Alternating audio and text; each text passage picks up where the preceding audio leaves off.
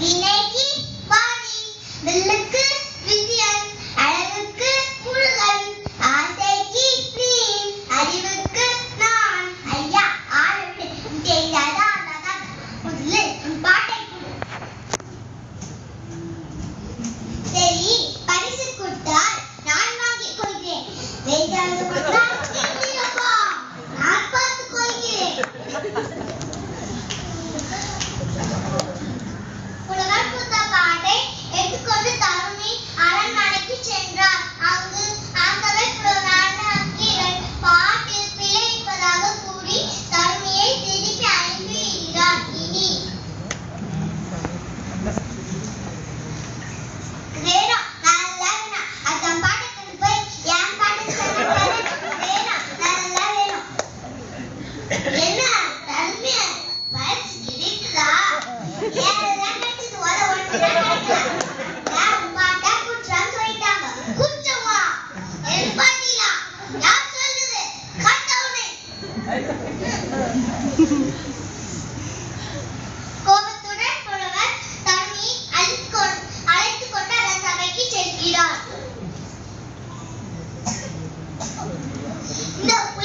இந்த புலவன் போன்றவரை பார்த்தேன். குற்றம் கண்டுக்கூடியது யார்? யார் நீ? நான் தான் நக்கீரன். எங்கே குற்றம் கண்டீர்? சொல்லிலா அல்லது பொருளிலா? சொல்லில் குற்றம் இல்லை, இருந்தாலும் பார்த்துக் கொள்ளலாம். பொருளில் தான் குற்றம். என்ன பொருள் குற்றம் கண்டீர்? எங்கே நீ ஏற்றி செயலை கூறும் பொங்குதல் வார்த்தை, அஞ்சலை தும்பி காணும் தெப்பாது கண்டுதல் ஓன் வயது தெரிய நட்பின் மயில சிறிய கவிதை